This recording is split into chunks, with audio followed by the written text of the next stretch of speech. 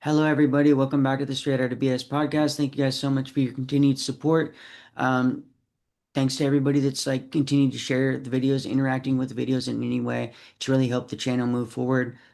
So please continue to do that. It's the quickest way that you can help the channel out tremendously. So just share it, comment anything, essentially anything that you do that interacts with the video is going to push it into new people's eyes and stuff like that, and new audiences, and trying to like. There's a lot of survivors that know about my podcast, but I want more of the general public to know what it is, and people just like the average person. So to help with that, like sharing really helps. So thanks to if anybody that's done that, and just please continue to do that.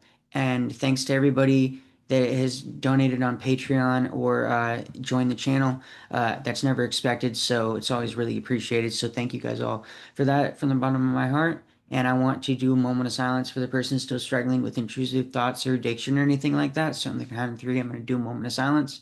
One, two, three.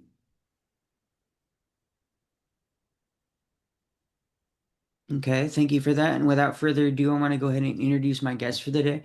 Go ahead and introduce yourself and where you went and what years. Hi, my name is Alea Coburn, and I was at Havenwood Academy in Cedar City, Utah, in 2015 from March until December. Okay. And walk us through like your childhood and what led up to you being sent away. Yeah, so here we go. Basically, right before I was sent, I was in a relationship with someone who was going to traffic me. I was 16 at the time, and I met him in December of 2014, and he was like grooming me up until March when I was sent by transporters to Utah.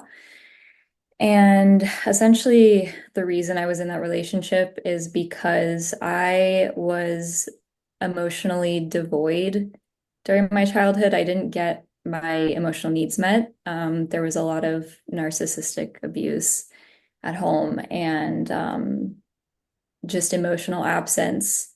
And I sought that relationship out to fulfill some of those unmet needs.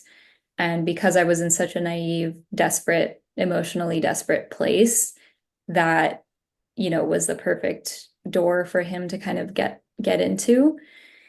And my relationship with my mom was never great. And yeah, so she knew that I was in communication with this guy. I was honest with her. I said I met someone I feel a connection with and I want to meet him at some point. I was living in Queens in New York at the time, and he was living in Miami, which is actually one of the top five Yeah. states for child trafficking. Um, and I think New York might be another one, actually. I Yeah. don't know for Yeah. sure, but I'm pretty sure it is. Yeah. yeah, so that was that. And at first she was like so freaked out by it. And I was like, no, just like give it a chance, like just see it out, because I was obviously very naive to what was going on. And she was like, okay, she tried to kind of act like she was on my side, or just at least do whatever she could to respect that I felt a connection with this person. And from December through March, the dynamic between my mom and I and this person and I just kind of escalated to the point where he was exploiting my, you know, not working relationship with my mom and kind of feeding me more negative things to pull me in towards him and push me further against my mom, and painted a very evil, horrible picture of her as a whole. And he Hmm. just kind of fed that fire of dysfunction that was already there and totally exploited it.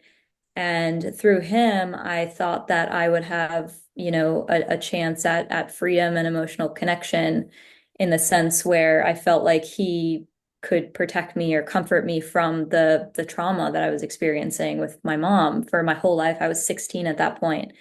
And yeah, so she obviously caught on to what was going on, and she would like hear me on Skype with him in the middle of the night, and she would like knock on my door, and she would invade my privacy. And the whole thing was just handled terribly, and not that I would expect most people to understand intuitively what to do in a situation like this, but the whole thing just escalated more and more and more over those 4 months. And there was a point about a week before I was sent to Havenwood where she called me into her room and she showed me her computer screen that had Havenwood Academy, the website, up on the screen. And she was like, I understand you feel like you can't live with me. How does this place look to you? And at first, I was so offended and like deeply hurt and felt betrayed that she would even suggest to send me to this place, not only because I didn't get along with her and I couldn't live with her, but because it said that this place was for like recovering drug addicts and people with attachment disorders and people with anxiety and depression, as if that was an isolated issue.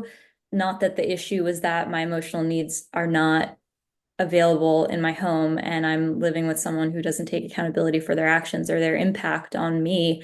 So that just, crushed me.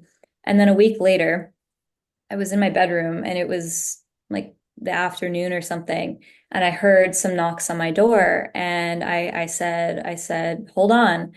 And then they knocked again and I yelled louder, hold on. And then I heard my mom's like embarrassed, muffled laughter behind the door as if she was ashamed that her daughter was like yelling at somebody. So eventually I opened the door. And then that's when I met with transporters. And they were standing there in navy blue polos with khaki pants. And the woman was blonde and the guy had like brown hair. And they were like, hi, my name's James. My name's Mandy. And we're going to be taking you away today. And then my mom had prepared this like one-liner where she was like, it was just her expression was so like awkward and ashamed and like it felt demeaning because she was like trying to hold back like a smile. And I could see that she was so uncomfortable and didn't know what to do that she just performed this like rehearsed line to just have that be the very last thing she said to me before I was taken away by these people who she signed her custody over to temporarily. And so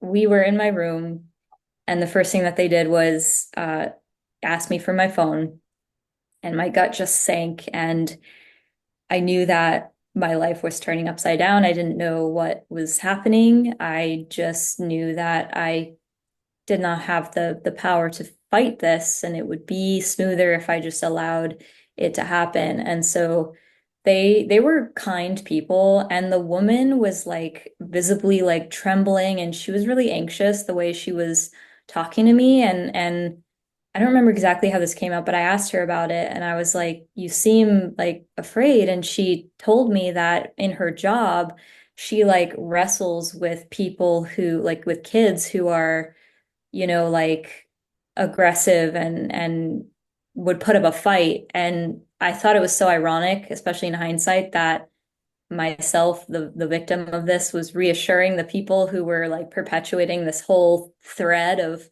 ridiculousness.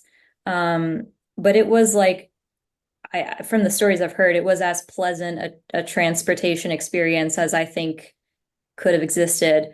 So, and we had like a nice, like easy kind of kinship off the bat, not kinship, but it was like I wasn't fighting and they were not aggressing me. Like an Um, understanding. yeah, they were like, they seemed like peaceful, calm people. Yeah. Um, So she gave me a list on paper of some things that I had to pack, and it was like a week's worth of outfits, and I should pack for like cold weather and hot weather. And I was like, "Where are we going?" And she was like, "I can't actually tell you that." And I was like, I don't know if it was when we were in the car later or when we were in my room, but I was like, I think I know where it is. It has to be Utah. I think it was in the car because when we got in the car, She asked me if I wanted to drive there or fly there. And she said, if we drive, it's going to take 3 days. If we fly, we're going to get there at 2 in the morning. So I said, okay, let's fly. And I was like, we're going to Utah, aren't we? Because I remember seeing that up on my mom's computer. But anyway, she gave me the list. I packed my outfits into this like little square suitcase that they gave me. And that was that. And that was the end of my life as I knew it.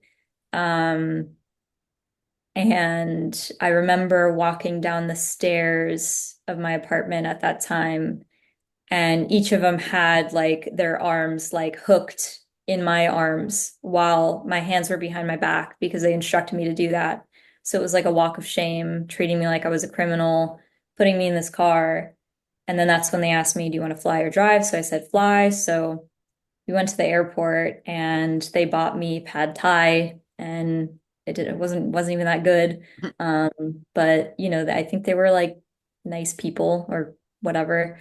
Um, and so the craziest part, this was like the last moment between everything familiar in my life and what I was about to go into. I saw my friend's mother at the airport. She was sitting a couple seats away from me. And I was just like in a panicked moment, like in my head, like, how do I interact with this person, with my friend's mom, in such a position where I don't even know how to begin to explain who these people are that I'm with? But thankfully, she didn't ask me about that. She just saw me and she gave a very friendly, warm hello. And like that was that. Nothing happened further, but she didn't even ask where I was going or who these people were or anything. And that was that. So we got on the plane, we flew to Las Vegas, and that was kind of like the beginning. And I could go on, but yeah. But did they threaten you with or handcuff you? Was there a threat or like an understanding that if you fought, you would be handcuffed? Yeah, yeah. They didn't actually handcuff me. Okay. Did they? I can't remember. I don't think they did because I don't remember. I just remember having my hands behind my back and they were holding my arms, like one on either side of me as I went to the car.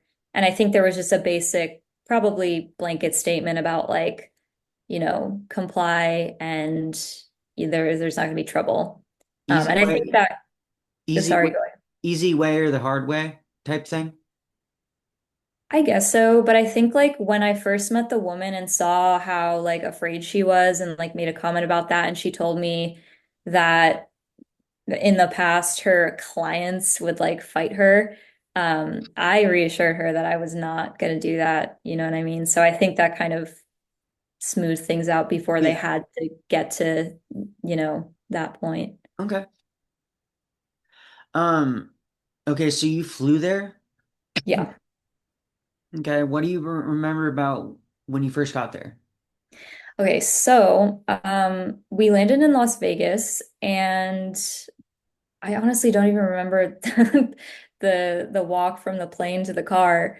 It was such a traumatic blur. But I remember when I was in the plane, just like seeing the stars in the sky and thinking like just being so absorbed in that moment of beauty and peace in the midst of this, I don't know what's about to happen kind of moment. So it was so surreal. And then we drove in a car from Las Vegas to Cedar City, Utah, which was about a 3 hour drive.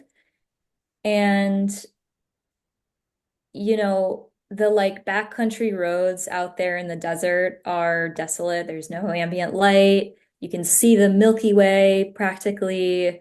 And you can't even see like the horizon. It's just black. It's just you're driving through like a black void and can't see the landscape really. But there was one point, and I actually find this kind of comical that they were like, if you look to your right, there's Area 51. And I'm like, where the hell are we going? Like, just it was just this like ominous, like prelude to everything that was to come, like a reference to like the occult and aliens and secrets and things in hiding. It was just like, just kind of painted that picture. So eventually we got to this neighborhood in Cedar City, Utah. I don't remember the street or the address or like exactly But there were these like nice modern looking homes, and it was like a idyllic, clean suburban neighborhood. And we pulled up in the driveway of one of these houses.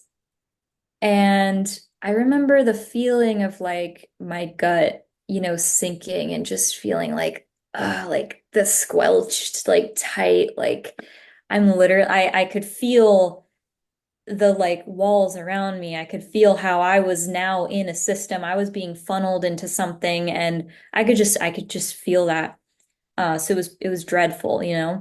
And this couple walked out. I forget the wife's name, but it was Blaine Hoffman and his wife. And I think they're the people who like own Havenwood Academy and they live in this like giant mansion. We've actually, as a group, the house all went to the that mansion, I think like once or twice. They would hold like the graduations there. And I think they had like some other event there at one point. But anyway, they walked out and I remember seeing their eyes and feeling like, where is your soul? Like looking in their eyes, it was so skeevy to me. I see you nodding your head, so I feel like you know what I'm talking about. Yeah. Yeah. But yeah, they just had these like void expressions and gray eyes, and they were like cold and like they just felt like skeletons wrapped in flesh to me, honestly. It was like jarring, and I'm really sensitive to energy as it is, so it was like that is a very distinct memory. So then we walked inside the door and it was like 2 or 3 a.m. at the time, and the alarm went off. And this was like my first impression of this place. Um, so Havenwood Academy was, I don't know what it is now, but at the time there was only this one house where up to I think 16 girls between ages 12 and 17 lived. 12. That's crazy.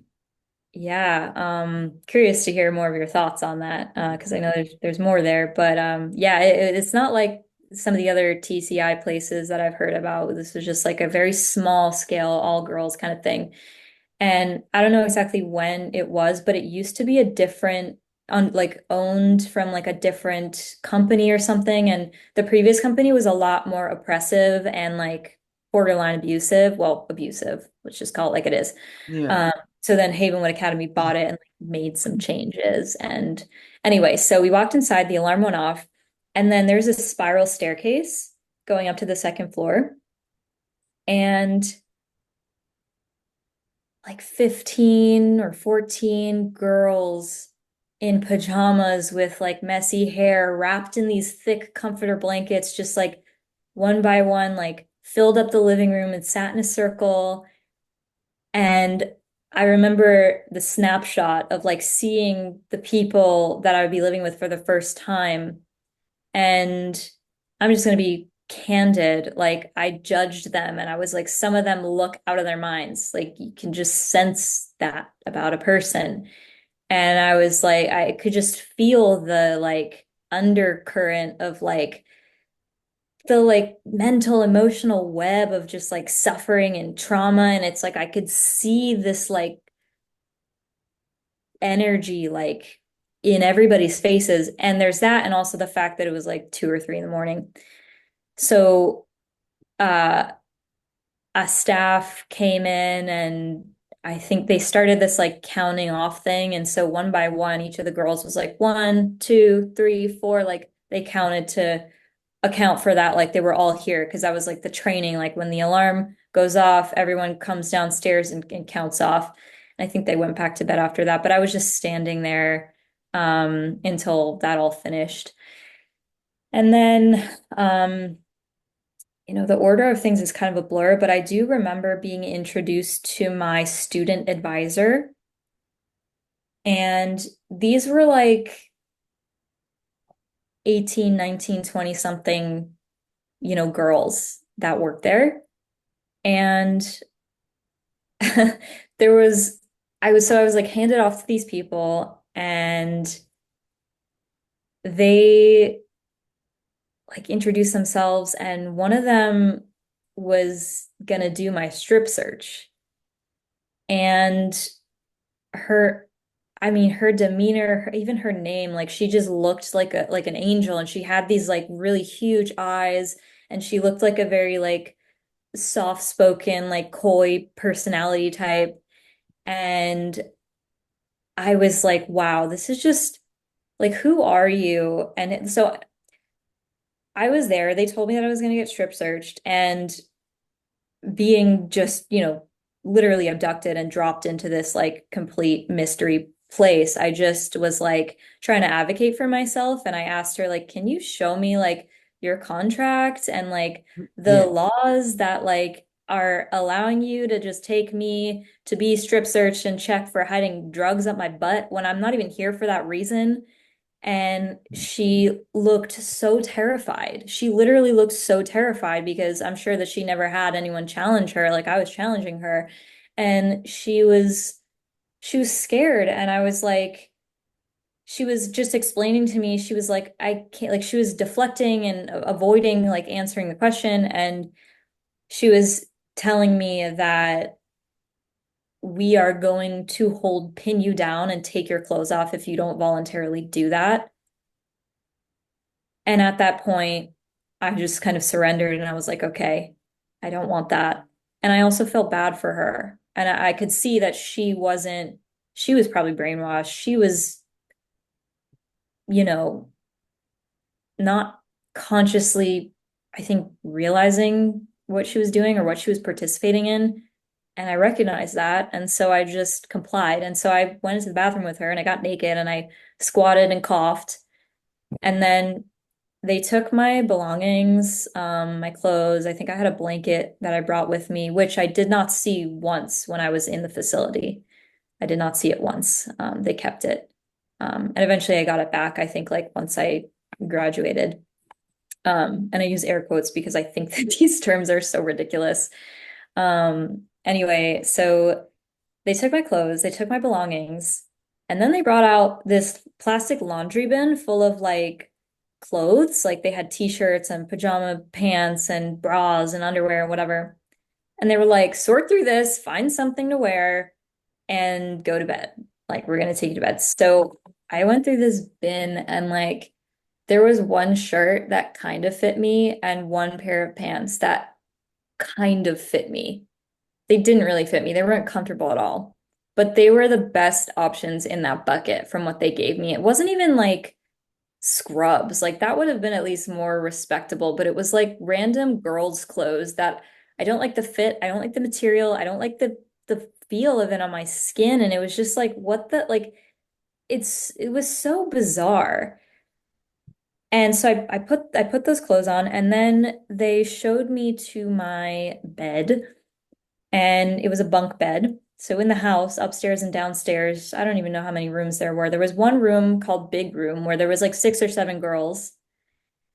And then there was like a bunch of other rooms that had anywhere between like 2 to 3 bunk beds, or like 2 to 3 individual beds, like one bunk bed and one single bed. And I was in a room with another girl, and I had the top bunk, and there was just a dresser and the bunk bed. Um, and that was it. And there were no doors on any of the rooms. So I climbed into bed, and I don't know if they gave me a journal the first day or the second day. It might have been the second day. But I remember like the glow of the red exit sign, like right above my bed, and just like falling asleep with this question, how long am I going to be here? I was just suspended in a moment of despair and like not knowing what was going to happen. And that was what I can remember of my first night. Okay. How long after you got there did it take for things to fully sink in? Fully sink in, like, The gravity of everything. I think it was pretty immediate because I felt dread like as soon as those people knocked on my door and told me they were taking me away. And I think that it was just like that emotion stayed the entire time, but it was just put into context over time when eventually I like met the other girls and found out that some of them were there for like 2 years and some of them were there for like a year or a couple of months. So in terms of like how long I would be staying there, that's, when I slowly started getting to know the other girls, that kind of, sunk in. And honestly, just so much of that in between is like such a blur. It's wild. Okay. But yeah. Did they give you any sort of physical rule manual and like, or did they tell you like how long it takes to finish the program? So yeah, so I this is so vague in my memory, honestly. I don't think they gave us a physical rule book. They didn't do that. I do remember vaguely like sitting in circles like in the living room or in like the dining room from time to time, and like a staff would be like explaining certain things to us, and honestly it's such a blur I can't remember. um but yeah, I can't recall like specifically learning about like the rules. um yeah, but they must have told us that there are like certain consequences for certain behaviors, and I think that those consequences just became known like over time, like when it would come up in an example, or if someone would do something that like warranted a punishment. Um, but yeah, the rules were never explicit in my mind, like this is it, this is what you have to remember. It was like they told us like bit by bit. Like one of the rules was that we needed to, um, before literally crossing the saddle of like one room to the next room, like how the flooring from the kitchen to the living room changes from tile to carpet, there's that little saddle. Every time we stepped over that threshold, we would need to ask for permission to do it. And that was one rule, that I remember they pushed. Um, And another rule was that when we used the bathroom, we could have the door shut. But we had to either count out loud, like one, two, three, while we were doing our business to prove that we weren't like trigger warning, like purging, because there were some people who were there for supposedly sent there for like, food eating disorders and stuff. Mhm. Um, and if we didn't want to count out loud, we would have to show the staff every single time we went to the toilet what we left inside. So that was another rule. And then there was a girl there who made a joke, trigger warning, about suicide. And they took it out of context and used that as a reason to exploit her privacy even further. And she was required to shower with the bathroom door open and the curtain open. She did wear a bathing suit, but she didn't have privacy in the shower in the bathroom. And she was sleeping in the room with seven other girls at the time, and the whole room had to have the lights on. And I was in the room during that time at one point. And I don't know if it was like because of her specifically or another girl who like they decided we're going to keep the lights on because this girl, I don't remember who it was that did what, but yeah, in that room we slept with the lights on, and I think I put like a pillow over my face or just with my arm like this and to cover the light so I could fall asleep. Um, but Okay. yeah. And what was the point? Like, how would you graduate from this program? Was it points and levels? Would the staff just decide when you got the levels? Like, what was? How would you graduate? What was expected of you? Yeah, so actually in comparison to like the program Netflix documentary and I think an interview that I watched that you did and other things that I've heard, like this was not structured in that same way at all. There was no levels, there was no genuine accountability for growth and change and healing. Um, no, if anything, what they decided was like a valid reason that you're advancing or actually growing was like I don't remember seeing any sort of structure or program or accountability thing. And in fact, there was one girl there who was young. She was sent there when she was 12 years old and left when she was 14. And she was Mm. I think she had radical attachment disorder because she was passed around from orphanage to orphanage from infancy till 5 years old. So of course they're gonna behave in ways that someone who grew up with a secure attachment, or at least with a present parent, does.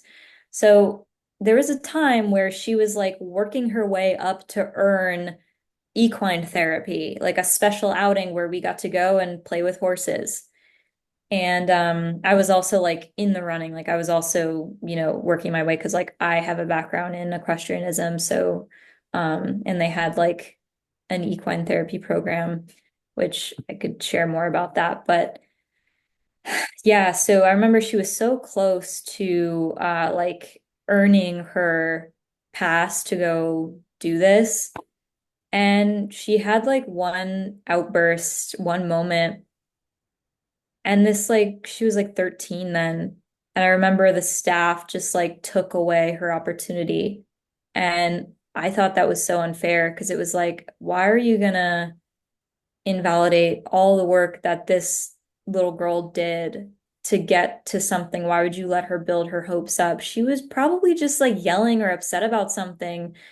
And I just thought it was cruel to like build up this person's expectations in such a circumstance and then just rip everything away and like reinforce the very thing that she's trying to heal from. You know what I mean? And little injustices like that were just everywhere. And some of the staff even would like literally scapegoat their frustration onto some of the girls who live there, who they didn't like the fact that some of them would scream, some of them were loud, some of them were like crazy, but it's like of course they are because of where they came from, and the whole point of them being here is supposed to be for them to get help. But the staff would like say disrespectful things about some of the girls there, and I would call it out. Um, but it was just not fair to them. Okay. And do they have any like self-improvement seminars or like emotional growth seminars? Not like the ones that I've heard about in other videos that I've watched. The only thing that was like organized was groups. We would have, I think, like two groups a week. There was group A, group B. I think they were divided by like maturity or like experience or age or something. So like the first meeting of the group, it was supposed to be group therapy. And yeah, the first meeting of the week, we would go around and do a little like synopsis of like how we were doing, how we were feeling. And then kind of like, I don't know anything about, oh, what is this? They had a list of like the 12 problems or something. And it's like you couldn't sit in that room and express yourself without being put into one of those categories. Like, for example, anger issues or um, lying or, just it was a list of like things. So you would share, and then the peers would have to tell you what category they think that you fell into. So it was kind of brainwashy. It was like, Yeah. you can't just be a human being without having this projection like put on top of me. Um, and the second group of the week was always dedicated to the person who the group unanimously agreed that, might need like the most support. So I think that there were some good intentions there. Um, and that was actually the first time that I ever cried in front of anyone other than my mom when I was in that group, I think because I had nowhere to go. And it just, the emotion came up. But in terms of seminars, no, I mean, there were like parent weekends, and I think the parents probably had seminars, but the first parent weekend was, I think, a few weeks after I got there. So they didn't allow me to see my mom when I got in there, which is very weird. Um, Knowing that my mother is in Utah a few days. She flew across the country and I'm like not allowed to see her. The isolation, being separated from my family is like, you know, despite how dysfunctional our relationship was, it was still like, yeah, freaky. Um, and I don't know exactly what happened during the parent weekend. I think like most of the girls, especially who had been there longer, they did get to interact with their parents and they did get to like bond with them and stuff. But in terms of like seminars and like that like hard like brainwashing, we're gonna break you, nothing super organized like that happened. But there were not micro, there were punishments that sort of emulated that in a way. Um, like one of the things was called ghost status. So different girls, well, there was one girl. She was the most outspoken, bold person in the house, the most with the most fire, and the kind of person who like can't be dominated, you know? And she was put on ghost status, I think, a few times, which means that you are not allowed to look at anyone or talk to anyone um, for like however long the staff thought was okay until you like learned. Um, Yeah. yeah, and then I actually looked up Havenwood Academy on the Breaking Code Silence website a few months ago and found more recent allegations about more intense, like torturous, abusive kind of situations. Like I read about this one situation where these kids were like forced to like stay in a room for like 3 days on end and couldn't shower. And I think they like restricted their like food and clothes and things like they can change their clothes, they can talk. So I did read about that online years after when I was there, but yeah, Okay. And what year were you there again? 2015. Okay. And how many people were there when you got there, if you had to make an estimate? And was it boys and girls, or was this only girls? It was only girls. Okay. Interesting. The capacity of the school was 16. And I think that there was like 14 girls when I got there because a couple weeks after I got there, like new girls would come in. Um, yeah. And Okay. then yeah, I Did forgot they I was have, gonna go ahead. go ahead. Did they have like a solitary confinement thing there that like for consequenting? Okay. No, no, they didn't have like a room that they would send the girls into. Um, they did threaten to send some of the girls to like juvenile detention if they like acted out enough. Um, Okay. but there was no like isolation room. So they just send you back to jail if you don't. Okay, interesting. Yeah, yeah. There was one girl in particular there who had like a history of like domestic violence between her and her family at home, and she would sometimes like respond aggressively, like when she felt threatened or defensive, which how can you blame someone who came from a family like that and is at a place where they're supposed to heal? Of course, they're going to have these defenses come out. It's supposed to be a safe place, Yeah. but it wasn't. And yeah, I think they like, I think she like did go to a juvie place at one point, and she was one of the people who they threatened, I'm pretty sure, to get sent back there. Were there a lot, would you say that there was a lot of people that just went back to jail? Because I know if I had been sent there, like knowing what I like went through, like if I had been given the choice to like between jail and this program, and I picked the program, and then I was able to go back to jail and say, fuck this is fucking insane, dude. You guys are fucking insane, dude. Like, fuck this. I'd rather be in jail. Do you think there was a lot of people that would go back to jail? That's interesting that there was You that. know, so honestly, I didn't see a single person get sent to jail. Okay. And from what I've heard about like the more popular troubled teen industries that got, you know, on more mainstream radar, Havenwood did not do things as intensely or abusively as a lot of these other places. We had some memorable experiences. However, it's still abusive and a toxic place nonetheless, but some of those like extreme malicious kind of things were not very core to what Havenwood did, if that makes sense. Okay.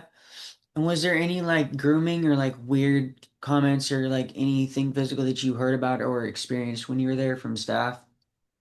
Um, like grooming in like what sense? Can you give an example? Because I can't think of anything I off the top. mean, there I'm more thinking of like just like grooming like in a sexual kind of think connotation to it. Or weird, Yeah. or just weird, like out of the box, like just like gave you, the heebie-jeebies or whatever. Yeah. So I never experienced any, we had male and female staff, Okay. and I never experienced anything like that directly. A lot of the girls did complain about like freaky vibes they got from certain staff. Um, and I mean, the only thing related to that I can think is that we had a dress code which wasn't even applied to everybody. So like we weren't allowed to wear like tight clothes or straps on our shirts or excuse me, dresses or like leggings or anything. But some of for to like protect us from like the male staff. Oh, because there's male staff, that's the reason. Um, which in and of itself is like that's not a good enough reason, Yeah. if you're concerned enough to try to control a female from getting attacked, then why are you allowing this potentially dangerous man to be here in the first place?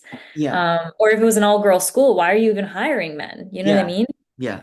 Sounds like a Um, conflict of interest, kind of. yeah, yeah. So anyway, with the dress code, like some girls wore like gym shorts, like running shorts. They were like short, but we were all only allowed to wear basketball shorts. And some girls wore jeans and they're like tight jeans, but leggings, you couldn't have leggings. So it was just, again, there was no real accountability, no real structure. It was just these stupid rules in place just to make things appear secure or like organized or, under control or whatever. So that was just one example. And yeah.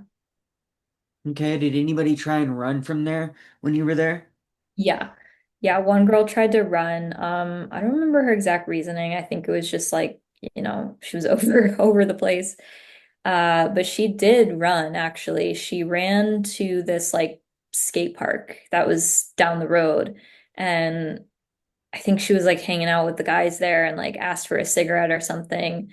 And like after a while, they finally found her. And I remember when they brought her back in the house, she was like flailing and screaming like in their arms while they delivered her back inside the house. Um, that was oh, and then there was another situation. So sometimes for outings, they would take us to this community park and we drove around in one of those like 15-seat white vans. Sometimes we Yeah. had two, it was like a white van caravan of literal like trafficked children driving around in these Yep. white vans, like Yep. so funny. So we went to this park and the one girl who had she was like an orphan up until 5. She was the youngest one there. She tried to run across the field and like run away. And I think that we were out with like probably like 2 or 3 staff. I don't remember what happened exactly, but they went and caught her. And I think she like cried and they were trying to like comfort her or whatever. Um, but when I'm thinking about this, it's really a poor system because they're taking 15, 16 girls into the wild and one runs and then like all the staff have to go after her and they just tell everyone else like stay put, as if that's I don't know, just the system was non-existent. But those were the two running instances. Okay. And how long were you there? 10 months from March until December. Okay. And what was the shortest amount of time you saw somebody be in the program or like complete the program? Probably there was another girl who was there who was slightly older than me, so I think she was there for shorter time than I was. But you like age out when you're 18 because then you become like a legal adult, so they can't like own you anymore. So Mo yeah, the shortest time was like a couple months for like the older kids. And my time was probably one of the shortest time periods. Actually, there was someone there who was trans, female to male, and they disrespected his identity and they said to everyone, you know, you need to use female pronouns and this and that. And that was painful. But that person, I think they were only in the program for 8 months. But then they were sent back. They were sent back afterwards. They were like 15 when they were in there. Damn, that's shitty. Yeah. I've heard about that happening before. Being Before, sent back. yeah.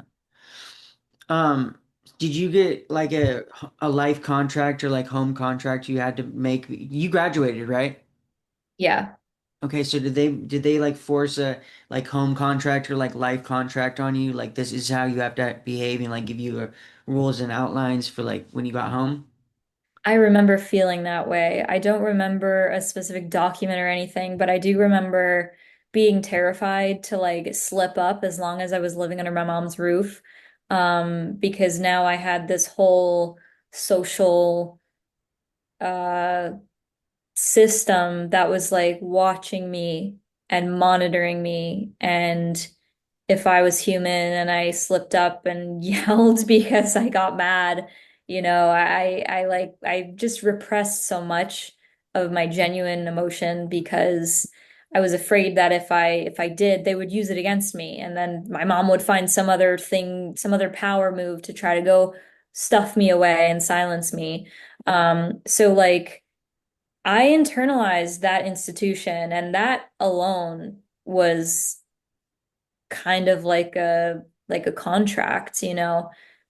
That's what abuse does. But as far as like a physical contract and rules you had to sign, I don't remember specifically that. I do remember though, there was like a required, I don't know by what standard, but there was a required like follow up with the therapists. Um, and the therapy was a joke. Because, you know, the problem was I have a narcissistic parent who's not taking accountability. This is nothing that therapy is going to fix. And in fact, she was just kind of enabled, and I was put through this therapy, um, and my emotions, my upset feelings, they would be made into what the problem was, the thing that needed to be worked on. It was just always about me, just scapegoat, you know? But yeah, that's the only contract was just you need to continue going to therapy. And I honestly don't know what the consequences would have been if I didn't go. And I was afraid. I was really afraid I would be. Okay. And what happened when you got home? Like, Okay, so and also did you ever the person that was trying to traffic you before, like, did he try and contact you again when you got back? yeah. So I'll do my best to kind of explain the timeline of that. Okay. There was a lot there. He did try contacting me while I was in the facility, not directly, didn't get through to me. It was just on Facebook. He's made so many fake social medias. And so I was sent to Utah when I lived in New York. I lived in Queens at the time. And when I left, I went home to Florida because my mom had sold the properties in New York. And I basically was starting over entirely. My whole childhood, my everything familiar was in New York, my friends, everything. Friends from like elementary school, you know, like my life. And I got back to Florida. I literally remember the plane landed on the runway at 11:30 p.m. on December 31st. So it was like half an hour before the new year. And I thought that was significant. Um, so I got to Florida, and my mom was like in between, like in transition with selling the house and like buying a home in Florida. And So for that time, we were like staying in a temporary like rental apartment. So I was like coming home to instability, more uncertainty. Um, and I just remember like having freedom again and going on like runs and just feeling like my spirit was like coming back to me when I would be like by myself, like I can finally have my solitude again and I can go for a run on the sidewalk at night and I can have my phone and my earbuds. Um, and as I'm speaking that out loud, I can just remember the emotion of like fear or control and just the monitoring and like that happened after the fact and I think my mom had like tried to take away my phone and laptop and car like a couple times for whatever reasons. Um, and yeah, so I still lived with that internalized, like, can't speak the truth, can't be really, really free because I'm being watched like a hawk. Um, can't like use technology the way that I'm supposed to. It was just bizarre being taken from that and then put into the world as if things were normal. But so emotionally that was kind of like leftover. And then like as far as like life otherwise, my body and the trauma had like caught up with me really intensely. And I remember, I think it was January 11th, 2016. I had a migraine and like these insane neurological flare-up symptoms that I'd never had in my life. It really, really negatively impacted my health. You know, that's what trauma does. And I had a migraine and I started blacking out, physically shaking. I was feeling nauseous. I had aphasia, which is when you try to speak words, but you can't get them out. And it was like so like violent. It was such a crazy experience. And I called my mom and told her to take me to the ER. And even in a moment like that, she was frantic. She wasn't soft or compassionate or, you know, I was never allowed to be upset or emotional or angry without that being flipped back on me, you know, and as long as I was trapped in that system, it just continued. So that's another slice of what being home was like after that. It was just the same BS. So I had that migraine, went to the hospital, got a migraine cocktail, and then as time went on, I did find community in Florida. I did start my life. And my aunt actually does some really cool work with researching like meditation and breath work effects on the psyche, the body, and all these things. And so that's her life's work. So she introduced me to her community and all this stuff with like spirituality and holistic, emotional healing and whatever. So I kind of like found myself in those communities and I began to find more like subcultures and communities with people who were like kindred spirits. So over time, I just kind of like was able to recover myself more and more through community over the years. And I only lived in Florida for 6 years before I was able to go, go on a road trip and move back up to upstate New York. I was there for 2.5 years. Um, so yeah, that's kind of like what Florida was like, what coming home was like after Utah, just like on a basic level. Okay. But you never heard from that person that trafficked you again after you got out of Oh, yes, I'm sorry. You did ask about that. Yeah, I did. So, when I got home, I like re-logged into my Facebook and I found out that he had messaged me under like an alias, whatever, account on Facebook. And I think his sister reached out to me as well. And for the record, his entire family was like in on the trafficking scheme. Um, so yeah, when I got home, he tried to reach out. He also tried reaching out to some of my close friends on Facebook. And one of those friends sent me a message saying that this person was asking for me and they seemed like they really cared about me. And I was like, oh my God, so I had to explain to her the whole situation. And by the way, it took me 7 months of being in the facility to realize and see clearly that this man was a predator. Um, and he had bad intentions. Um, so yeah, this girl messaged me, my friend messaged me, and then I told her like, this guy's dangerous, whatever. Um, and then fast forward, I think this was 2019 maybe.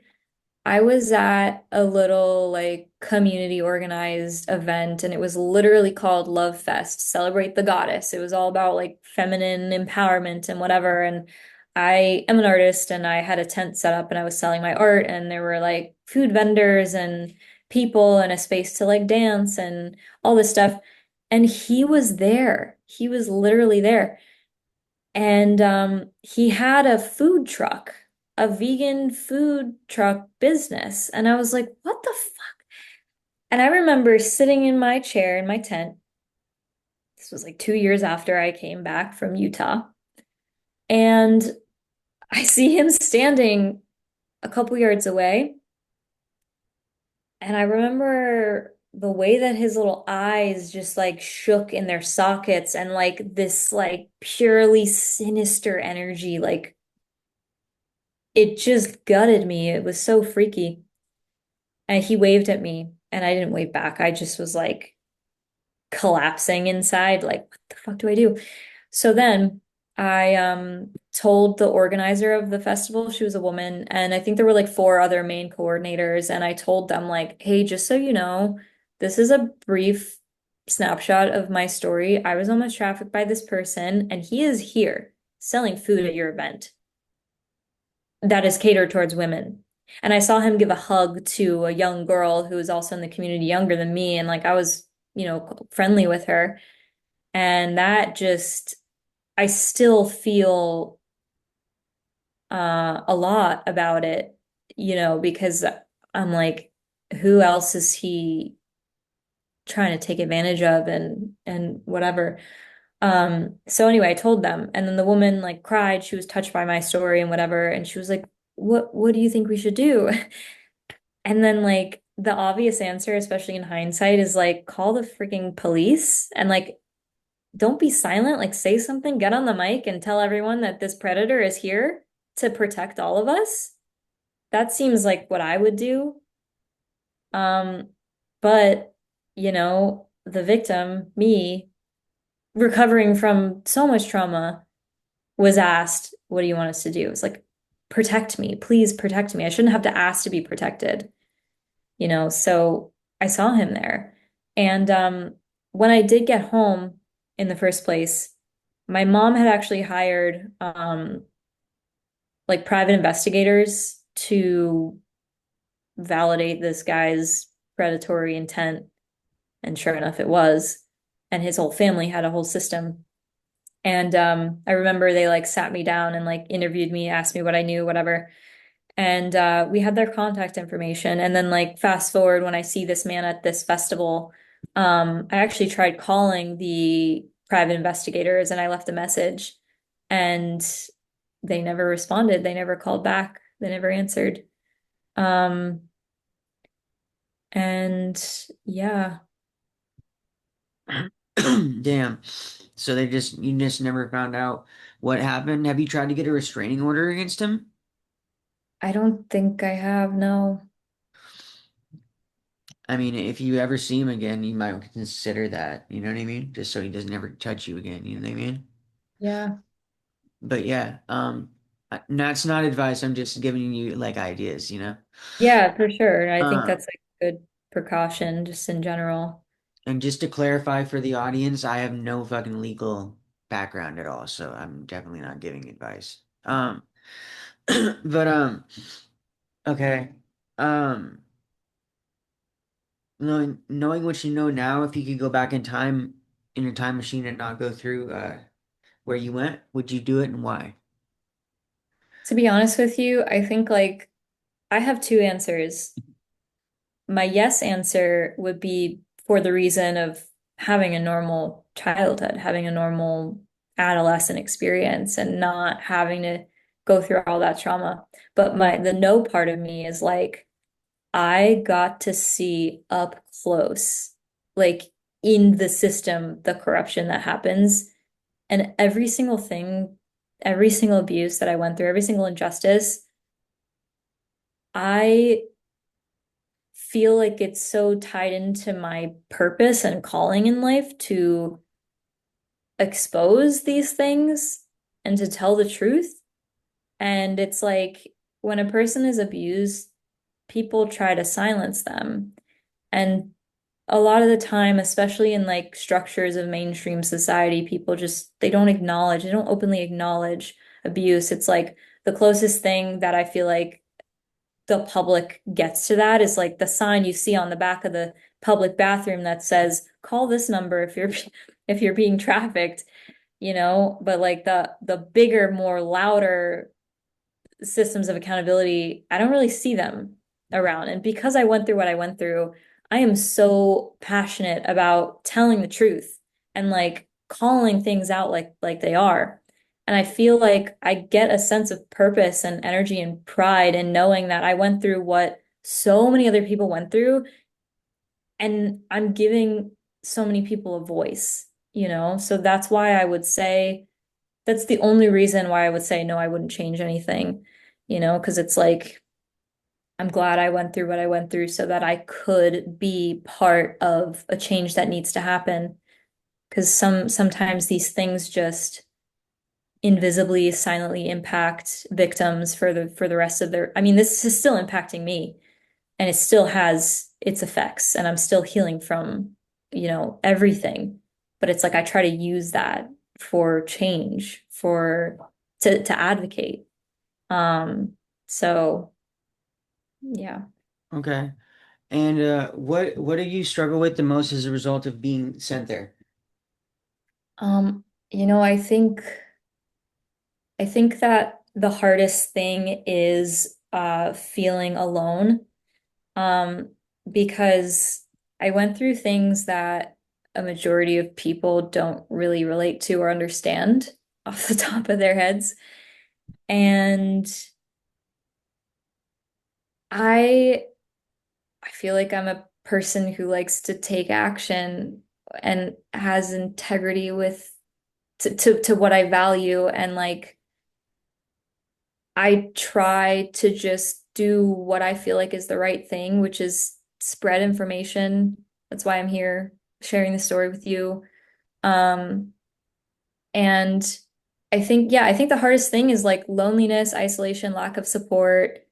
That's the hardest thing for me. I really, really want to get more, I want to feel more of a sense of community and visibility out of this because I am one of, God, like tens of thousands of survivors who are just funneled into literal prison and then spat back out into the world without any resources, like without any, it's like, okay, I didn't have family here for me. I was stripped away from my community.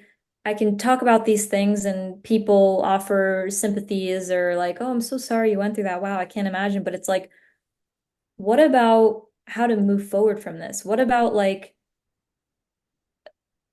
rediscovering a sense of empowerment after this? It's like, I'm frustrated with the lack of yeah, just like support that I felt. And I think that that spills over into more than just like my experience at Utah, but my entire life, you know, like just being a victim of abuse. Um, how many opportunities there were for me to be seen and helped and spoken up for, protected, but I was like in the wild for, you know, most of my childhood, most of my young life. And I'm still young, but like most of my life comparative to how old I am.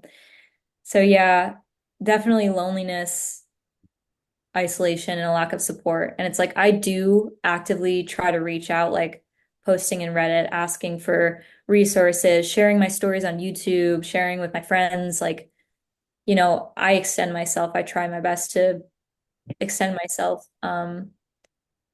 But yeah, I think people in general, just being humans, like we all kind of go through dark nights of the soul, and it's a lonesome journey by design. But I think that like just the hardest thing from this is that it's even there's just that added weight. It's just yeah. Okay. Um, let's see. Knowing what you know, like, is it your belief that the remaining schools that are still open, do you believe that they should just be fully regulated, or do you believe that they should all just be shut down? Do you think they even could be fully regulated? I definitely believe in utopia in the world, and I don't think I'm gonna be alive in this life to like see that happen. I see potential, I see opportunities and everything, um and I think that like it's such a nuanced question. I think we need to understand what the actual intent is for these programs. And the programs that are based off of greed, neglect, ignorance, exploitation, of course, those should all fall down. I think that there are people, including some of the staff that I got to know, that I got close with during that time, that have really good hearts, that go in, they're kind, they're relatable, they're compassionate. And I think those people, um, played parts in systems that they didn't realize they were contributing to. So it's like, yeah, I think that like the idea of like a child being sent to a facility to like help them grow and heal and genuinely feel supported and to help families heal, like that's a beautiful idea. But there needs to be accountability for how that happens. And there needs to be way more eyes and like interactivity with these things. It should never, ever happen in isolation. There should, for every question that a curious parent or someone trying to make these things happen has, there has to be proof. There has to be an answer. There has to be accountability and integrity. So, I hope that kind of answers your question. Okay. And did you ever struggle with any substances or just like suicidal ideation after the program? Not after the program, but before I did, with suicidal ideation. It was never something that I would actually do, but yeah, I wanted to die plenty of times. Okay. But yeah, no substance abuse. Okay. And were you ever on any prescription medications before you got sent to the program? I wasn't. Okay. Did they put you on or try and put you on any prescription medications? No, not me. Okay. Okay. Oh yeah, have you talked to your parents or tried talking to your parents about how that place affected you? Yes, I have. So my dad, for context, he died when I was a baby, so it was just my mom. Um, but yeah, I have tried. That's Okay. the key word is She's tried. she's just not receptive at She's all. not receptive. There was a moment a couple of days ago where I was talking about it, and it's tough when your own mom is like, stop talking, that's too much for me. But it's like, Yeah. you are responsible for putting me through this. Like, there's no accountability, there's no presence. Mm, A mother of all people is the one that I want to be able to cry and be held by and feel comforted by, um, and feel like they can be emotionally understanding and present with like what I went through under their hand, whether or not they were aware of what they were contributing to or not. But yeah, no, I haven't seen any like deep, meaningful reflection, or it's just, yeah, it's been lonely in that sense. okay. And what do you think would have helped you instead of being sent away? Having a different family and having having a place that I could be loved, having a place that I could go. I think um I honest to God feel like if I had people, if I was surrounded by people in the world who could spot out the like very almost so like easy to miss signs of abuse, um if I had people like that around me, I think that things would be a lot different. But I didn't have like safe, emotionally safe places. Okay. Okay. Yeah. Well, is there anything else you want people to know about your experience or anything else that you might tell a parent thinking about sending their kid to a place like this? That is that is a loaded question. And yeah, I think there's so many things that I would say. I think what I would want to advocate for, especially because this is personal to me, and I don't know if you can relate to it. I don't know who else can relate to it, but because it's like the nature of abuse is that it isolates you and Yeah. it um Sorry. no, it's okay. It brainwashes you and it creates a fracture between your natural self, your intuitive self, your who you are, and who you are expected to perform to be. Because if you don't perform like the abusers want you to perform, that literally threatens your own safety. Yeah. Um, that's just universal truth about abuse. And I lost my train of thought. Um, but yeah, so what I'm trying to get to is that, well, okay, so I'm sorry, I'm jumping around a bit trying to figure out how to like articulate this. One of the most important things that I learned to heal from this experience was trusting my intuition. And I like enjoy like practicing intuitive games and having someone think of something and I like try to see it or whatever, and I've done that for years. It's a deep like passion and purposeful path for me is like intuitive development, and I now understand how my intuition was um it was ignored systemically. Like, I'm really trying to put this into words. So I think what I would say to anybody first and foremost is trust your intuition. Because in situations where there's abuse and when those abused children, for I'm just going to paint an example. Like, you're a kid in a family and crazy, crazy things are happening at home, and then you go out in public to a restaurant or a mall or something, and it's like someone walks by you or sees a micro expression in the kid's face or in the parent's face, and they sense that there is something off, or they just know, or they overhear something, in the background. I think that because intuition is the one thing that cuts through illusions and like masks, and it's the reason that I have survived, and not only survived but like feel as confident as I do now, is because I trust myself, and I've cultivated that voice, and I've spent years listening to it, refining it, fine-tuning it. And intuition is the thing that shows me the truth. It shows me what's hidden beneath the masks of abuse and victimhood. And because that's so personal to me, I think that I would advise people to just trust their gut.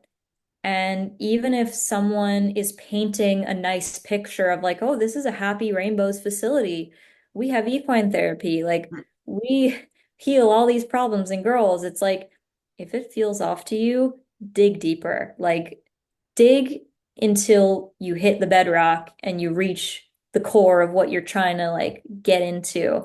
Like, don't just let things slide because they look pretty or they seem good enough. It's like, investigate and like don't let these things just don't dismiss things. Um, and also I think it's really tough for parents who are in situations where they're like desperate. because sometimes that emotional desperation is manipulated and exploited by these people who give them something to, like a string of hope. Um, and I just have really seen like how so many different like human dynamics that like play out in stories like the case of a kid being sent to a troubled teen industry. And there's so many like gaps in the different things that contributed to those things happening that I see the like faults in. Like I see where certain things have been missed. And I don't know, I just think like pay attention, don't second guess yourself, do your research. And if the questions that you need answered aren't available anywhere, that is a huge red flag. So I think for starters, that's what I would say. I obviously have so many feelings on this whole topic. Okay. Well, thank you so much for coming on the show. And if you ever want to come on the show and do part two, it's more than fine. Just take some notes about what you want to talk about and we'll make it happen. And if you've watched so far in the video, please make sure you like the video, subscribe if you're not already, hit the notification bell to be notified about all updates, and leave a comment and share the video. And we will catch you on the next one. Bye, y'all. Thank you for being here.